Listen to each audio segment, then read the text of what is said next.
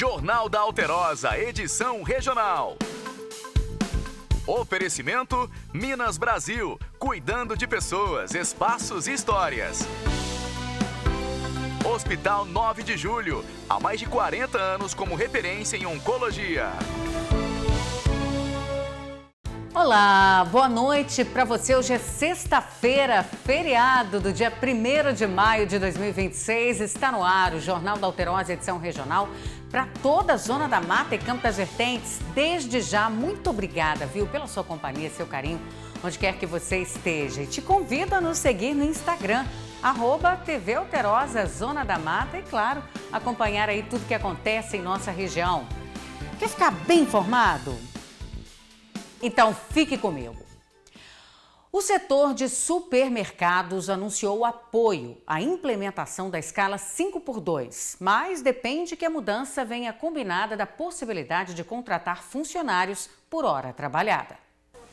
Quando o consumidor vem ao supermercado, a prioridade é encontrar os produtos, os melhores preços. Ninguém está preocupado em saber da escala de trabalho da Stephanie, por exemplo, que é operadora de caixa na Zona Norte de São Paulo.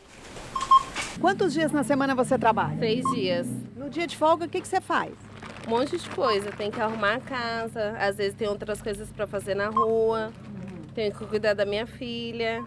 O setor supermercadista fez os cálculos e defende uma nova escala, 5x2. 5 dias de trabalho com 2 de folga. Mas, para a conta fechar, é preciso flexibilizar as relações entre patrões e empregados, aumentando a carga horária diária do trabalhador. A proposta da Associação Brasileira dos Supermercados é de cerca de 9 horas por dia, mantendo assim as atuais 44 horas trabalhadas por semana. E para preencher os dias de folga? Nós temos a alternativa da contratação por hora trabalhada. Ou seja, você tem a CLT mensalista e você teria a CLT horista. É um custo que é possível ser absorvido, entendeu? Porque você não teve a redução das horas trabalhadas. A ideia agrada muita gente. 1 hora a mais compensa. Tendo 2 dias de folga na semana, compensa sim. Os dias que eu vou ficar em casa compensa, para descansar um pouco mais com a família. Mas preocupa os mercados de pequeno e médio porte, como este. Para mim não dá um mau atendimento para o meu consumidor, eu preciso contratar, certo? Eu contratando, eu vou ter, claro, despesa maior na minha folha de pagamento. Então alguém vai pagar, né, essa conta. O consumidor? Sem falar na dificuldade de encontrar mão de obra. Aqui, há 18 vagas em aberto.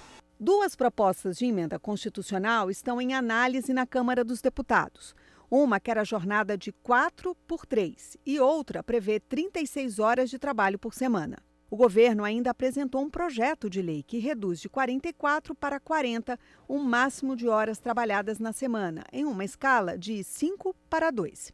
Este economista da Fundação Getúlio Vargas acha que as negociações deveriam se restringir aos sindicatos, que entendem as realidades de cada setor.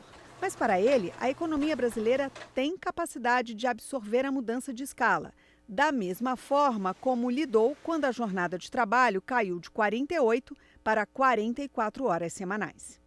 Será feito o ajuste, seja via preço, seja via informalidade, as empresas vão lidar com isso de alguma forma. Valeria a pena, um pouquinho de esforço a mais, compensaria em mais uma folga. Pois é, claro que é uma proposta de emenda à Constituição ainda que está sendo aí discutida na Câmara dos Deputados, mas é importante ouvir os sindicatos aí que são os representantes oficiais da categoria e sabem exatamente o que acontece aí com o trabalhador. O titular do cartório Maninho Faria, Eni Mauro de Faria, renunciou ao tabelionato no processo administrativo disciplinar que investiga diversas irregularidades na condução do cartório que fica na Galeria Pio X, no centro de Juiz de Fora.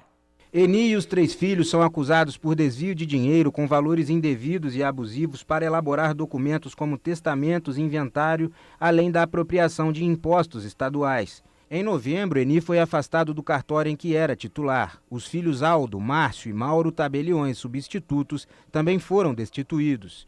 Um dos casos mais graves aconteceu no ano de 2023, quando um idoso pagou R$ 522 mil para fazer um testamento no cartório. O valor é considerado abusivo e muito acima da tabela oficial. A Corregedoria apontou ainda a omissão do titular na fiscalização e gestão da serventia, permitindo a repetição das condutas ilícitas por anos. Com a renúncia, o processo deve ser arquivado. No entanto, o processo criminal segue em curso a partir de uma denúncia do Ministério Público. A nossa equipe ainda não tem informações dos advogados de defesa dos acusados. Pois é, esse que era um dos cartórios mais tradicionais aí, que funciona na Galeria Pio X, que é uma das galerias mais antigas comerciais na região central da cidade.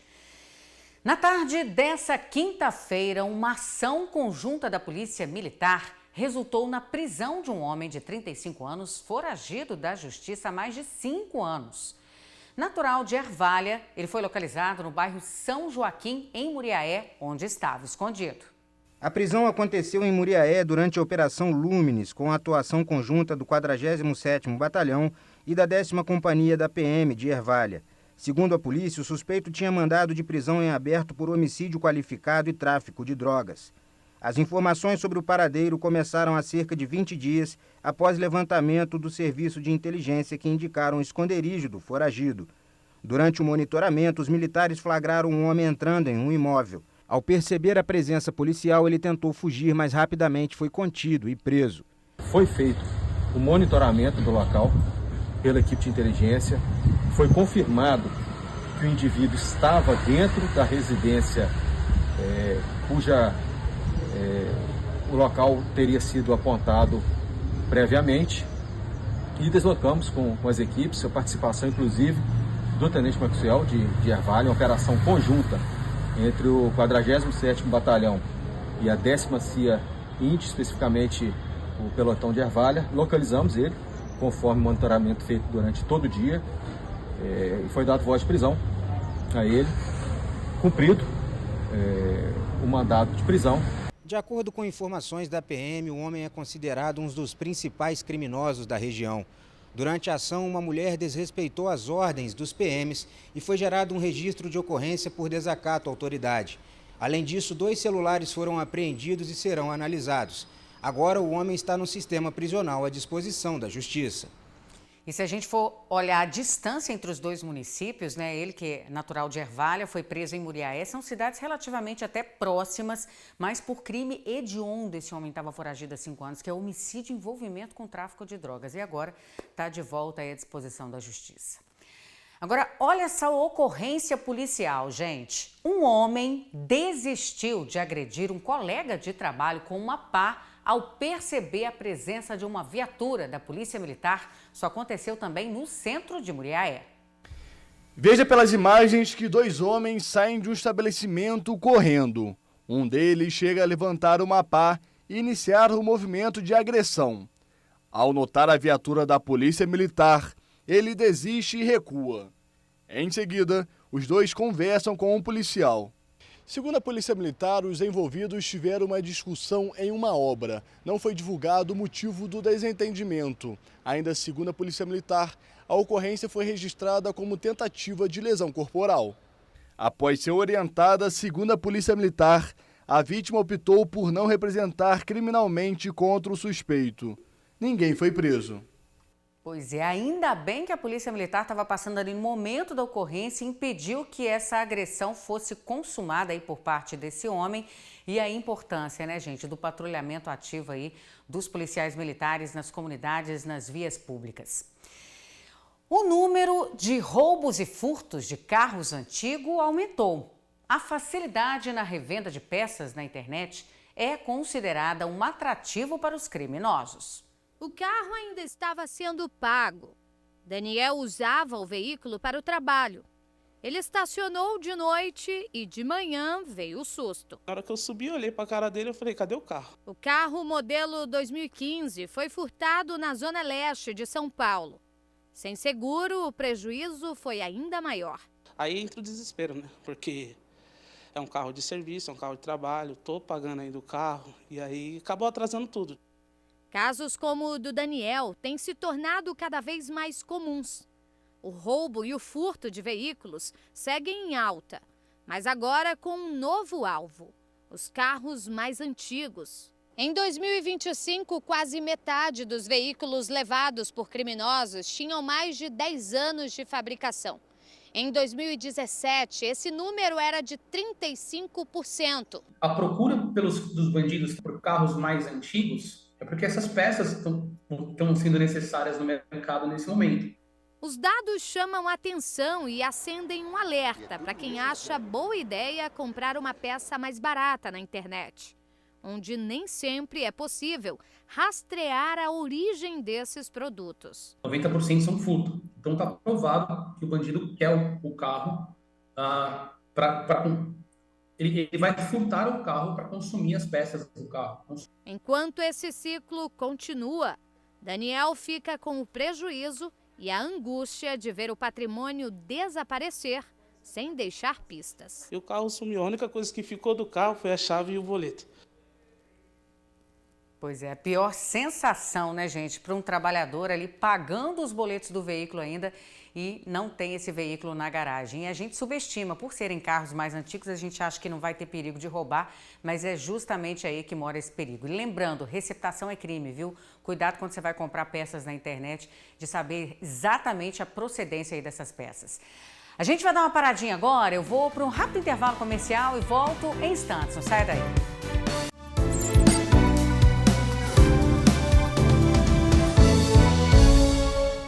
Muito bem, já estamos de volta com o Jornal da Alterosa, edição regional para você, e te convido a participar com a gente pelas nossas redes sociais, nosso YouTube, nosso Instagram, @TV Alterosa Zona da Mata, e também o nosso WhatsApp, 999385900, código de área é o 32. Sua participação é mais que bem-vinda com a gente, viu? E olha só, hoje é dia 1º de maio, Dia do Trabalhador, e a gente vai mostrar para você agora uma reportagem sobre os acidentes de trabalho que bateram um recorde no Brasil em 2025. Foram mais de 2.200 casos por dia, em média. Os números atingem principalmente profissionais da saúde, da construção civil e motoristas de caminhão. Por trás de cada profissão, existe uma rotina que exige atenção e muitas vezes envolve risco. Em 9 anos, foram 6.400.000 ocorrências e mais de 27.000 mortes. E os riscos não estão apenas em grandes indústrias. No Rio de Janeiro, um serralheiro morreu enquanto trabalhava na montagem do palco do show da Shakira, em Copacabana. Gabriel de Jesus Firmino, de 28 anos, foi prensado entre 2 elevadores. Segundo a fiscalização, ele não deveria estar no local na hora em que o equipamento foi acionado. O levantamento do Ministério do Trabalho e Emprego indica que o aumento dos casos aconteceu depois da pandemia e acompanha a retomada da economia e do emprego formal. Em 2025, foram mais de 800.000 acidentes durante o serviço, um salto de 65% na comparação com 2020. O número de mortes cresceu 60%. E é o maior desde o início da série histórica. O estado de São Paulo concentra o maior número de ocorrências, somando acidentes e mortes, mais de 1/3 dos registros. Já Mato Grosso, Tocantins e Maranhão apresentam as taxas mais elevadas de letalidade. Quando um acidente acontece, o trabalhador tem direitos garantidos por lei. Entre eles, o afastamento pelo INSS, estabilidade provisória de 12 meses no emprego após o retorno e, em alguns casos, indenização. Mas antes disso, é preciso fazer a comunicação de acidente de trabalho, a CAT, documento que garante o acesso aos direitos. Se o empregador não quiser, por qualquer motivo, emitir a CAT para o empregado, ele pode ter essa CAT emitida pelo seu sindicato. Então, basta procurar o sindicato com a comprovação do acidente que essa CAT vai ser emitida. O setor de saúde lidera em ferimentos. Já o maior índice de casos fatais está entre os motoristas de caminhão e trabalhadores de montagens industriais. Para especialistas, é preciso investir mais em prevenção para evitar que o trabalho termine em tragédia. As empresas, elas têm regras e normas bem rígidas que elas precisam seguir, mas infelizmente nem todas elas seguem. Assim como os trabalhadores também são obrigados a usar equipamentos de proteção, sejam individuais ou coletivos, mas infelizmente muitos dos trabalhadores não usam esses equipamentos. Todas essas são formas necessárias de se prevenir o acidente de trabalho. Pois é, então é um trabalho em equipe, tanto da empresa quanto do trabalhador, principalmente usando os equipamentos de segurança, no caso aí da construção civil. E alguns desses casos eles recebem também adicional de periculosidade, então tem que andar dentro da lei para não ter problema. O desemprego aumentou no primeiro trimestre desse ano no Brasil, mas ainda ficou ali no nível mais baixo, registrado em 14 anos. São 6.600.000 pessoas em busca de um trabalho. Uma segurança. Sou CLT, né? Trabalho de carteira assinada.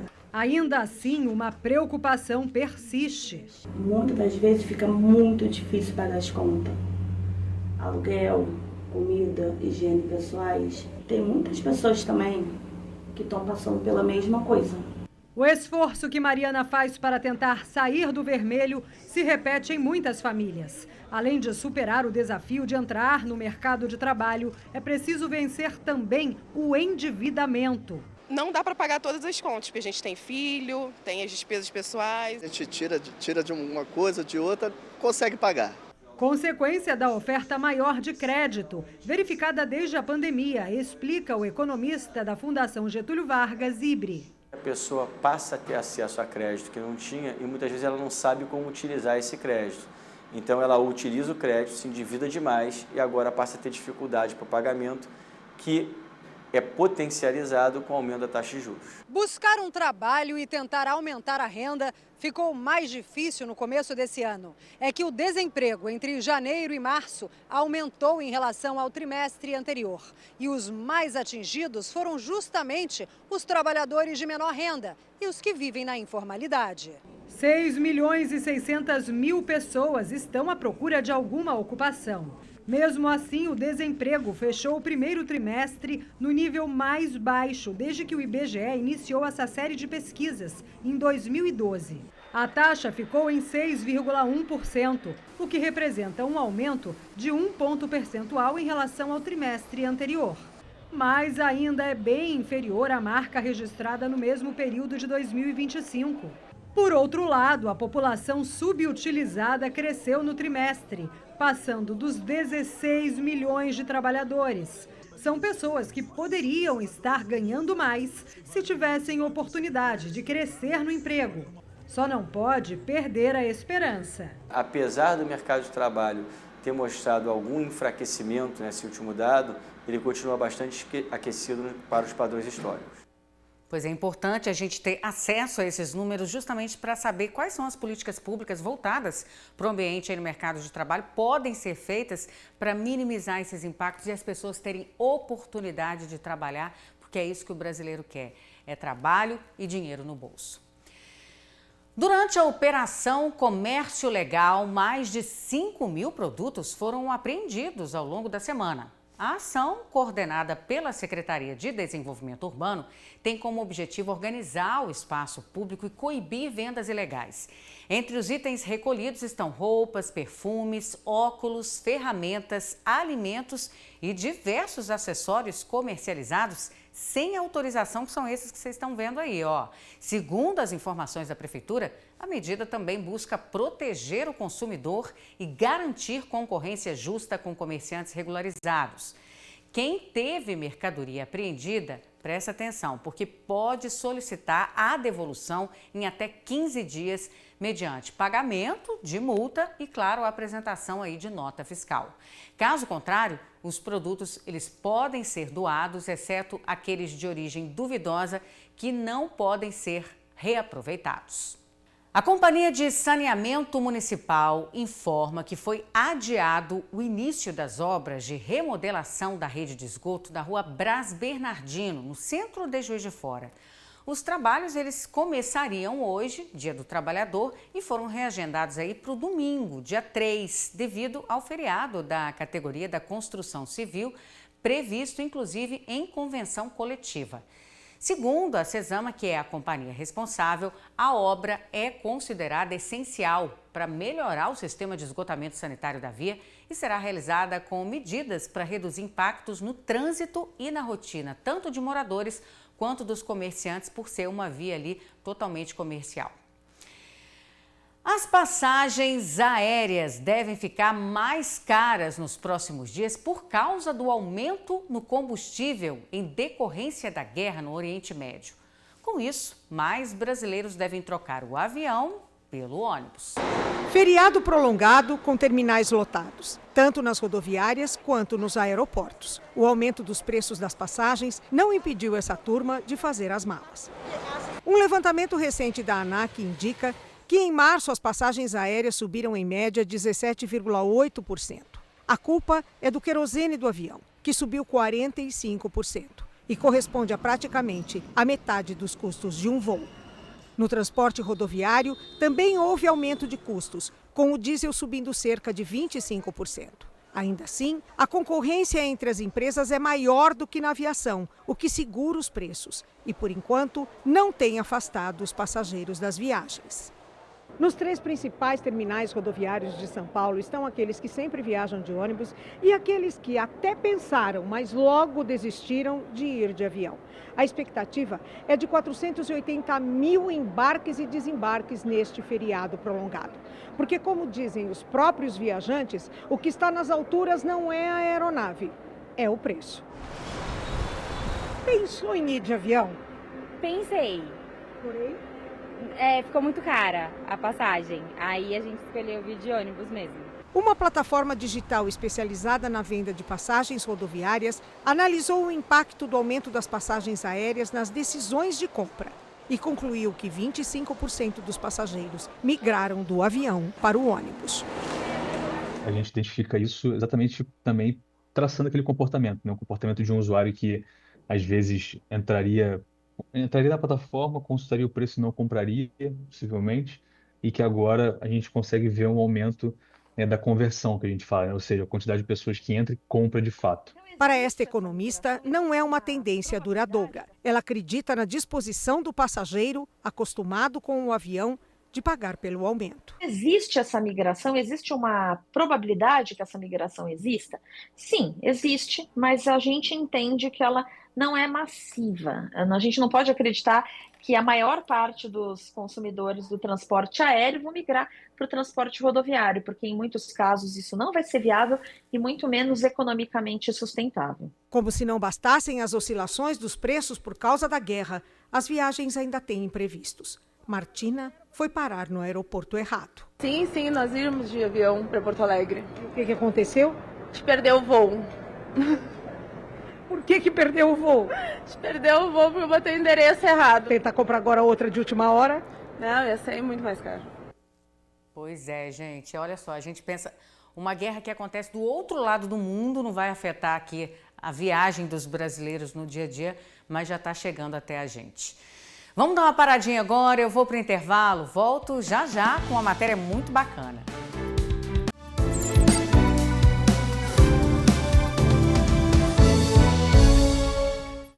Já estou de volta com o Jornal da Alterosa, edição regional para você. E olha só, um trio de rappers de Juiz de Fora transformou a dor da tragédia causada pelas chuvas na Zona da Mata em música. A proposta é levar uma mensagem de força e esperança para quem foi atingido.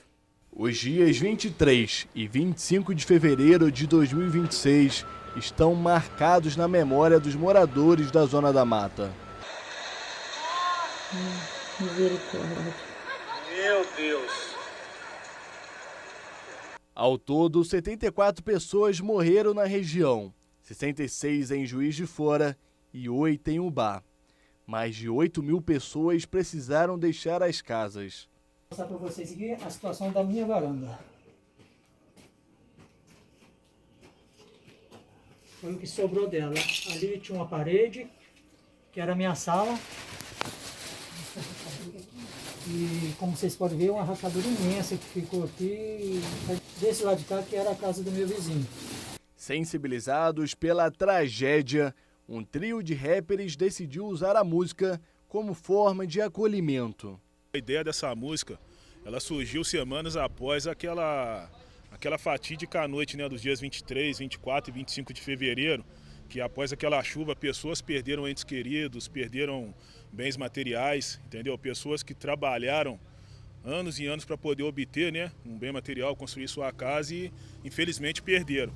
Então surgiu a ideia dessa música, semanas após tudo isso que aconteceu. Carla Garcia é um dos rostos dessa tragédia em Juiz de Fora. Ela perdeu a casa onde morava e também 17 familiares, todos no Parque Bournier. Agora ela se mudou para uma região mais segura aqui em Juiz de Fora, no bairro São Pedro. Carla, 2 meses depois, como é que tem sido a sua vida? Tá sendo muito fácil não, tá sendo um bocadinho difícil, porque onde eu vim para cá, para o bairro São Pedro, com meus filhos, né, e assim, tô passando um bocadinho de dificuldade, porque eu tive que perder o serviço, sair de serviço, para poder dar atenção aos meus filhos, que somente eu e eles aqui no bairro São Pedro, sem parentes, sem ninguém ao lado, né, para ter a rede de apoio. E tenho passado bastante, né, dificuldade aqui. O intuito dessa canção é o quê? É mostrar para as pessoas, não só de Juiz de Fora, mas das cidades vizinhas que foram afetadas, que tudo isso vai passar, entendeu? É pensamento positivo, acreditar em Deus e vamos dar a volta por cima. E a ideia da música é isso aí. Em meio ao caos, sempre é possível ver a luz acima das nuvens escuras. Está Jesus, o sol do novo dia, em breve vai raiar, e aquele que está caído terá forças para se levantar. Em meio ao caos, sempre é possível ver a luz acima das nuvens escuras. Está Jesus, o sol do novo dia, em breve vai raiar, e aquele que está caído terá forças para se levantar. O lançamento da música está previsto para 15 de maio, durante a Copa das Favelas, no bairro São Benedito. Não desejo nada daquilo que a pessoa tem que reconstruir tudo de novo, porque é muito ruim. Perdi documento, tem que ir atrás de documento, está sendo muito difícil. Em meio ao caos, sempre é possível ver a luz acima das nuvens escuras. Está Jesus, o sol do novo dia, em breve vai raiar, e aquele que está caído terá forças para se levantar. Em meio ao caos, sempre é possível ver a luz acima das nuvens escuras. Está Jesus, o sol do novo dia, em breve vai raiar, aquele que está caído terá forças para se levantar. E olha só, gente, amanhã tem Café com TV na apresentação da querida Camila Dourado às 8 da manhã. Vamos ver o recadinho que ela fez pra gente. Olá, pessoal da Zona da Mata Mineira. O Café com TV desta semana está especial. Vamos mostrar aí a força do trabalho do agro que movimenta o nosso país. Produtores rurais contam agora com um novo espaço estratégico com foco em qualidade, rastreabilidade e sustentabilidade. Manejo, cultivo de café no sistema orgânico exige atenção redobrada dos produtores para garantir uma boa produtividade. Ciência tem ganhado cada vez mais espaço no campo e ajudado a fortalecer a produção de café no Brasil. Você vai ver um exemplo do sudoeste da Bahia. Setor cafeeiro busca reforçar a segurança jurídica e comercial das exportações em meio a pressões internacionais. Dia de Campo visa solo mais saudável para cafeicultores da região de Três Pontas. Além disso, os detalhes da AgriShow no interior de São Paulo. Café com TV, a notícia na dose certa. E o Café com TV, você já sabe, é aqui na TV Alterosa. E eu, Camila Dourado, espero por você.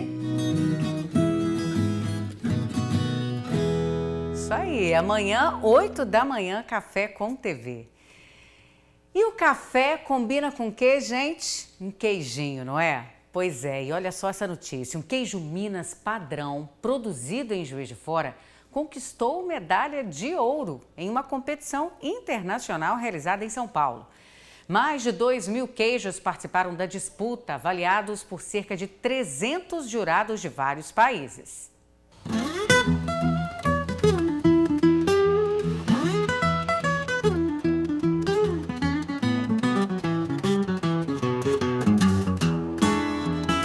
Antes de chegar ao prêmio, o queijo passa por um processo que começa lá no campo. O leite utilizado vem de produtores da Zona da Mata. Ao chegar ao laticínio, passa por análises de qualidade. Só depois começa a produção. O leite ele vem por essa tubulação e a primeira parte que ele é tratado é aqui. O que é feito aqui? Aqui a gente confere a temperatura e adiciona os ingredientes, né? Aí aguarda depois a coagulação do leite para ele poder cortar, igual ele está cortando lá, porque aí vai ter a separação da massa para o soro, que é onde vai fazer o queijo. Aí... Depois o leite fica descansando ali? Fica, uns 40 minutos mais ou menos, esperando o coalho agir. Depois disso, a produção segue com técnica e precisão. A massa é mexida, cortada e moldada. Depois do leite ser coagulado e mexido até dar ponto no tanque ali em cima, agora ele vem aqui para dar forma. É mais uma etapa do processo, né, Luiz? É mais uma etapa do processo. Aqui a gente informa o queijo e deixa ele escorrer, aí espera um pouco, depois tomba o carrinho, que aí vira todos os queijos de uma vez só. Aí espera ele escorrer novamente, tomba ele de novo e leva ele para a câmara fria.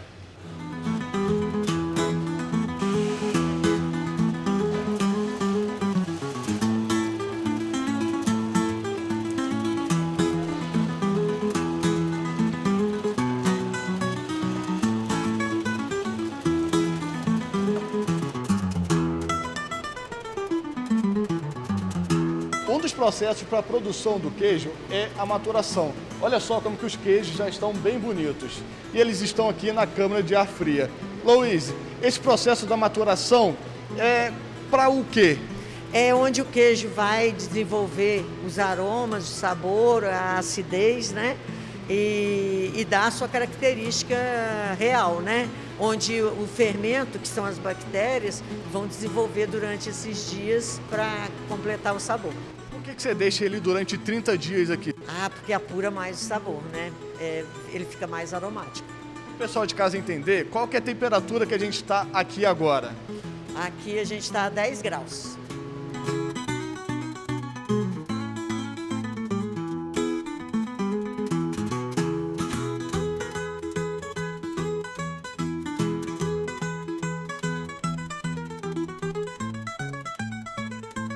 Gravando, hein? Ô, gente, vocês me pegaram aqui no flagra. Fui convidado pela Louise para poder tomar um cafezinho como um bom mineiro, com um bom queijo também. Esse daqui, gente, o queijo Minas Padrão, é o que ganhou o concurso. Louise, uma pergunta de milhões, uma pergunta difícil. Por que você acha que o seu queijo foi escolhido para poder ganhar esse título? É um trabalho de equipe, né? É muito esforço, muita dedicação, muito carinho. A turma toda, assim, minha equipe toda, nós estamos de parabéns, né? Daqui a pouco esse queijo, então, vai ganhar uma nova etiqueta. Uma etiqueta parecida com essa daqui, olha. Já tem de ouro também. Então quer dizer que você é bicampeã? Sou bicampeã. Graças a Deus, nós somos bicampeões. O resultado de todo esse processo foi o reconhecimento internacional. A medalha de ouro coloca o produto de Juiz de Fora entre os melhores do mundo. Vamos provar esse queijo também, né? A gente está falando bastante aqui dele, como um bom mineiro com um cafezinho. Vamos lá. Essa parte aí é difícil, hein?